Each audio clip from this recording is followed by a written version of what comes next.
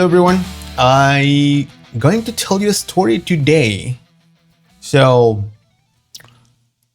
not a couple of weeks, like more like a month I guess ago, David, my friend, was telling me that he's been working on fixing some old machines, and he always likes to work on old machines and old computers and stuff like that. So I remember that I wanted to get an old machine from a while ago, and I even, if you know, in this channel actually made a tutorial or a live stream of using Houdini 6.1.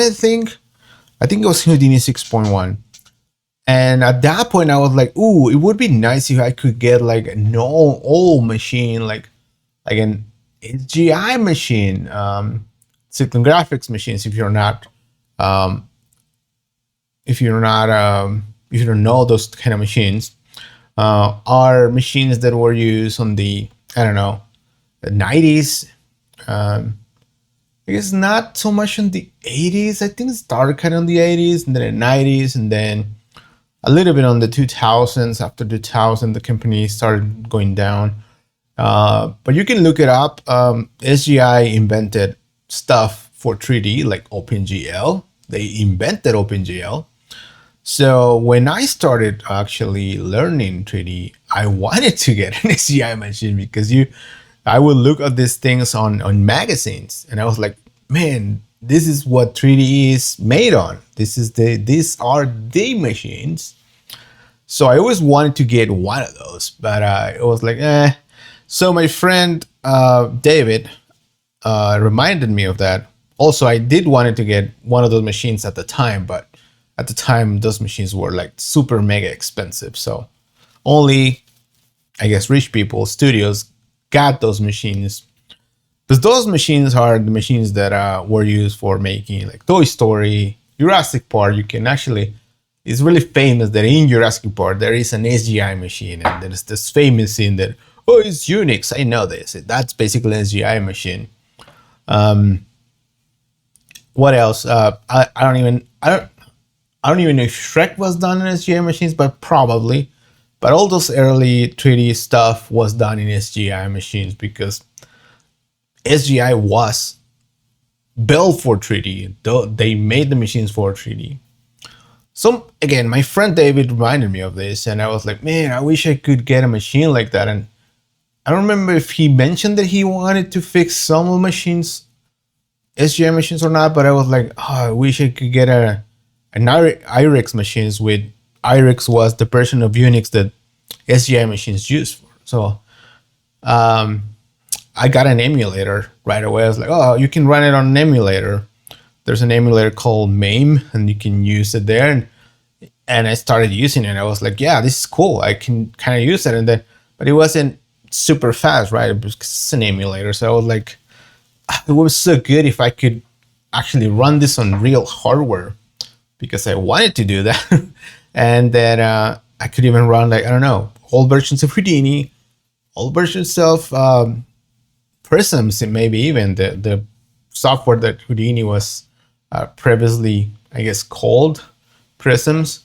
And I was like, it would be really nice. So I started actually looking online and saw that people do collect these machines, that they use them. I even saw an amazing set of videos by this person. I think his name is Greg Blends, that he actually got Blender 1 running on an IRIX machine, but on an emulator. So that was pretty cool. I saw his videos. It's pretty nice that all the stuff that he did, even using Blender 1 to do some project, which is like really cool. And it's what I want to do with some other software. Even start like developing software on it. So I got the emulator, and I even got like a triangle compiled on the emulator. So I coded the thing manually in OpenGL using GLOT and stuff like that. I had to install GLOT in the virtual machine, and I got it to run, and I was like really excited. So I was like, man, I wish I could get a machine like this. I keep seeing videos online on YouTube about SGI machines and stuff. And just so you know, I know nothing about SGI machines. There's very little I know because I was not around those machines when they were like a real thing. I never used them at studios. I never worked at a studio where they had like SGI machines. I think the first thing I started doing in 3D was using Windows NT. That's what I started working, on 3D machines, and then SGI machines were never like my thing. I know other people like worked on them, and then they work at studios where they had them and all that stuff, which is pretty cool. I wish I had that experience, but I don't have it. So I didn't even know which machine to get. So I started investigating online, and just like, okay, this is good. This is a machine that is nice for 3D and all that stuff. So I wanted to get one of the first. I was like, oh, I want to get an indie, which is a small machine, kind of form factor that is just kind of flat. And I was like, yeah, that's one of those could be nice, but that's not a great machine for 3D. Although those were the machines I learned that they use on Toy Story, Toy Story 1, of course. And then I started investigating more, and then I was like, maybe I can get a Node 2, which is a really nice shape of a machine. Then the O2 is like, I guess, the later machines that they built for 3D. A lot of people use that for using Maya, XSI or Softimage, stuff like that, which was pretty good for that. But it wasn't like a super hefty or hardcore, I guess, a big kind of machine for 3D. So still investigating, seeing, asking even online. I asked online, like, hey, do you guys know if somebody has an SGI machine that I could get? Do you want to sell me? I asked at work, because at work there's a lot of people that are like really veterans on 3D. Like there's amazing people at work that have been working in pretty intensive 3D stuff. They have like a lot of experience. There's people from all over the world, all over amazing studios. So I asked at work as well. I got some responses. Someone pointed me to another person that was like really into SGI machines. That person didn't have any extra ones. Of course, the ones that he has doesn't want to sell because those are his machines. So I'm probably good with that. I'm glad that people collect these machines and they like them. I want to be one of those persons, I guess. Well, now, so now I keep asking for that stuff. I've been asking on Facebook, and my friend Javi, pointed me there is an SGI group on Facebook, and the group is actually pretty good. I mean, there is a community around SGI machines, but it's not like a big community. But this one it's good. So I, of course, joined the group and answered my questions and stuff like that. So I got in there, and I don't know, after a couple of days or a week, somebody posted that, hey, there is one machine here. Somebody grabbed it, and it was in an auction. And I was like, okay, let me see what it is. And then it was an SGI Octane machine, which is what I wanted after I did all my research. I was like, oh yeah, I want an Octane. Even an Octane 2 would be much better. But I was like, if I can get an Octane, that would be great. So it's a really good workstation that from those years, maybe around 99, 2000, 2001. So I was like, yes, if I get an Octane, that would be awesome. So that Octane was on an auction, and then it was in Vegas. So I was like, it's not super far from me, and it was cheap. So I actually said, well, you know what? I'm gonna bid on this. If I win, it's good. If I don't, it's good. So I bid on it. There was another guy bidding on it, and he had like a secure or like a limit that he could bid on. So I was like, the initial bid was like 250, I think, 250 US dollars. Like, I mean, this is a really good price for an Octane machine. The machine looked in good state, so it was like looking good. So I bid on it. I mean, there wasn't a lot of details on the machine. This is an auction, so you just get whatever you see. So there's no details on it. There's no specs or whatever, right? You just like getting whatever it is. But the machine looked pretty clean. I later found out that it was like from a lab or a pharma related kind of company. So I was like, the machine looked good. Seems like it's been well taken care of, and so I bid on it. I guess that I won the bid at 310, which I guess the other person had like 300 limit. So I put 310 and I was like, okay, let's see what happens. There was another week to go for the auction, so I waited, and I keep checking on it. Nobody else was bidding on it, and after a week, I won the damn thing. after after a couple of weeks of starting looking for this thing, I got one, and it was actually a good price. I mean, it was 310 the bid plus the whatever taxes they collect and fees and stuff. So it was less than 400, which was okay for an Octane machine. So I went and picked it up. I picked up the machine and I got it. I got it right here. I got it yesterday and I turned it off. I hunted for an old keyboard, a PS2 keyboard, PS2 mouse. I have an old monitor, VGA cable, and all that stuff. And I plug the damn thing and it works. It freaking works. It's just, and it's a good machine. It's a dual processor. It has a good graphics card with texture memory. 4 gigabytes of RAM, which you might think 4 gigabytes. I mean, but 4 gigabytes was pretty good for the time. It's not the best machine you can get. It's not the best Octane you can get, but it's a pretty good Octane. Like it's good. So yeah, that is what I'm doing now, and my plan is to get this working because I have to, like, the machine comes, like, I didn't think they was gonna have like drives, like the hard drives, because when some computers, some companies that do auctions of computers, they remove the hard drives because there's information on them, right? So I was like, there's not going to be any hard drives on it.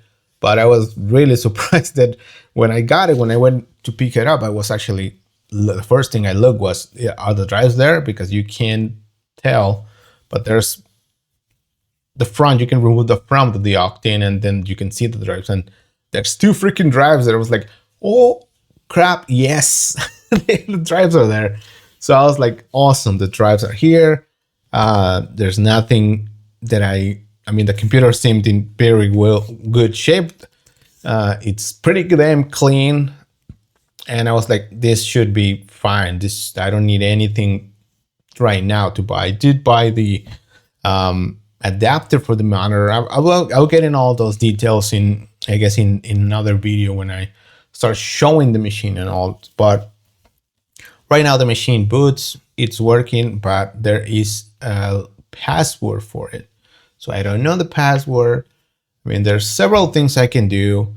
I think I'm gonna scratch the whatever system is there and install another one from scratch anyway. But I do want to see what is in there. I mean, it's curiosity. It's my machine now, so I can do. I guess I can do whatever I want with the information is there. I just want to see what it was used for.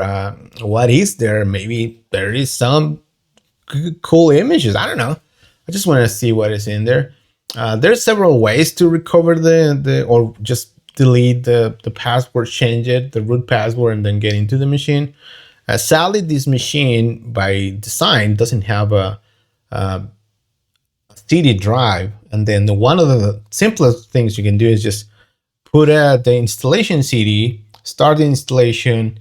When you start the installation, you can drop into a root shell and then change the password. So it's not super secure, but you can do that. But I don't have a CD drive because these machines by default, like I said, by default, they don't have it.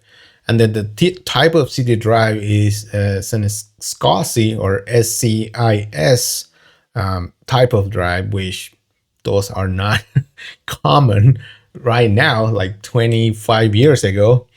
They're not that common. So you can also try to do it for, via the serial port, but I don't have a serial cable. You could also do it in another way. I think would be a remote via the network.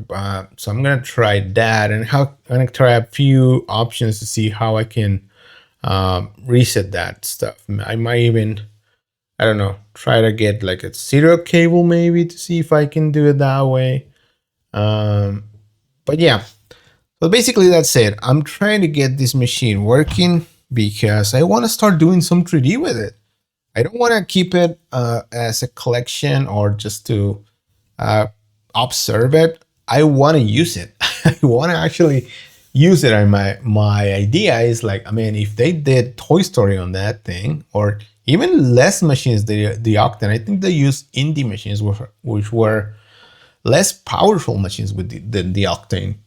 If they did that on, or even Jurassic Park on those cousin machines, I can do something similar, and that is my goal.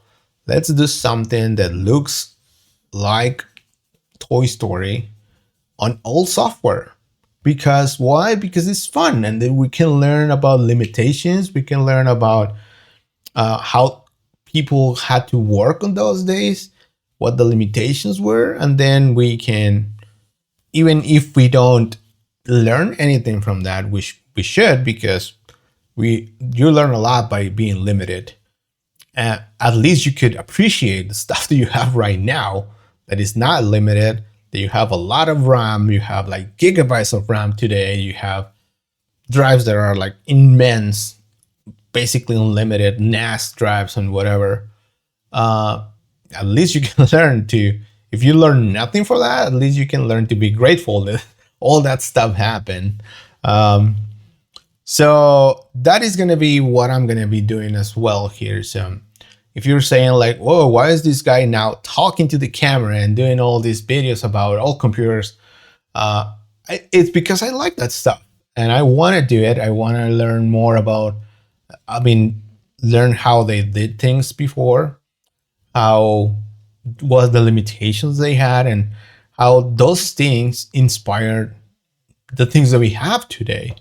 And to me, it's amazing that Houdini, for example, worked on those machines at those times. Like Houdini already existed.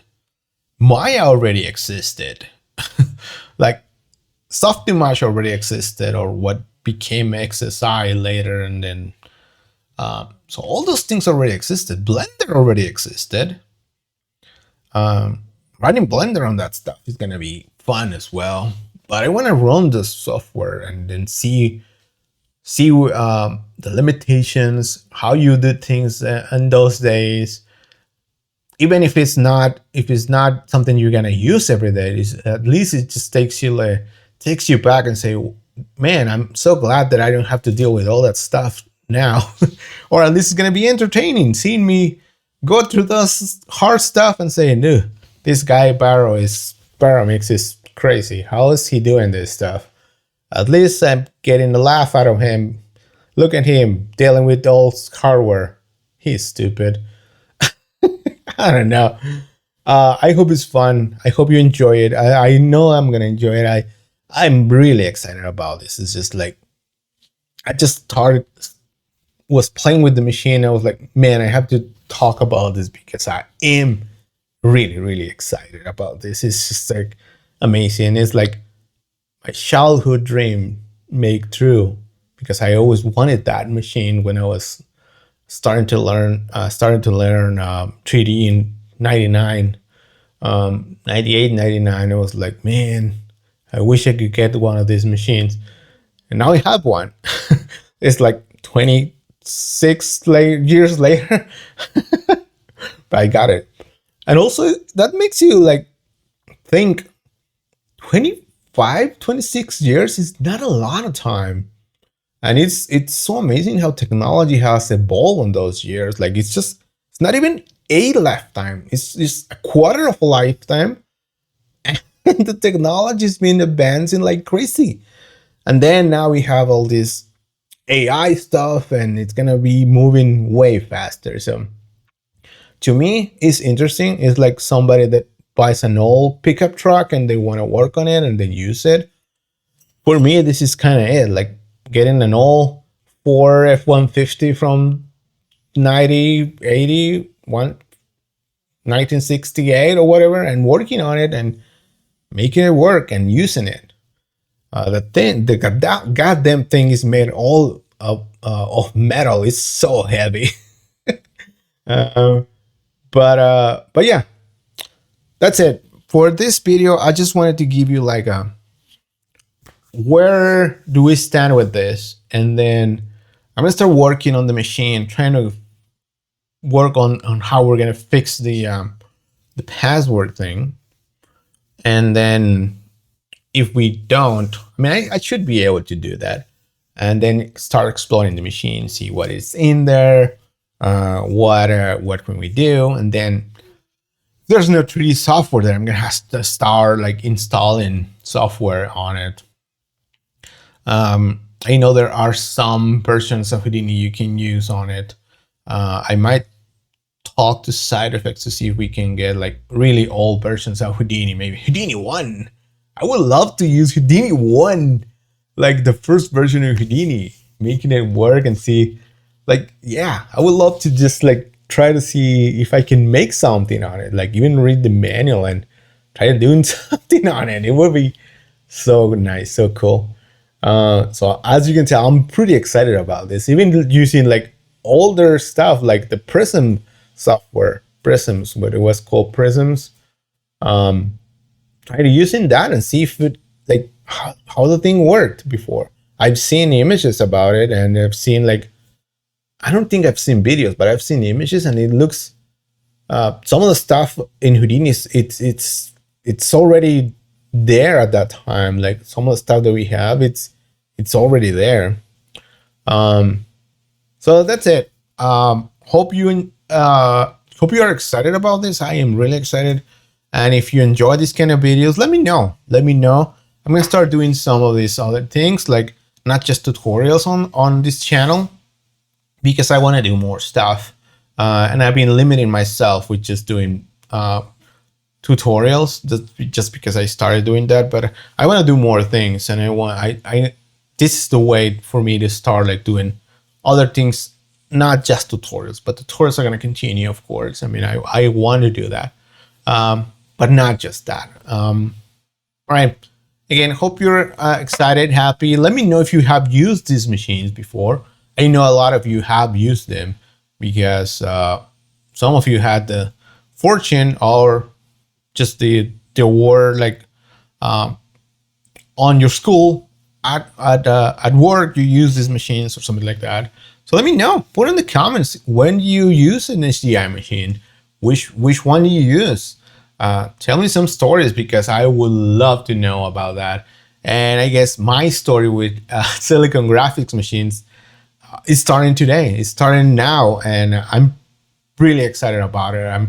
I hope you're excited as well. I hope you can help me do some of the stuff, because again, I'm gonna start learning all this stuff. I haven't never used this. I mean, I've used Linux, but I've never used Unix or IRIX and SCI machines. And there's a lot of limitations that these machines have these days, but I guess that's gonna help us learn more about the present and do better things. If not, we just have fun doing that.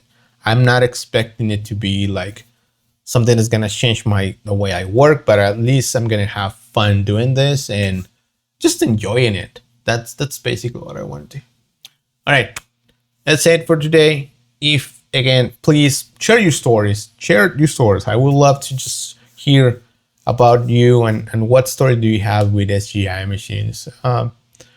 Or if you're not, and if you want to learn about these machines, if you heard this This is the first time you heard about this. I hope you're excited to learn about them as well. All right, that's it for today. I would get started working this machine. I will document the whole thing, and I will let you know when there's a new video about this. All right. Thank you for listening to me, and let's keep learning together with all and new and now everything there is in the world about 3D. All right, bye.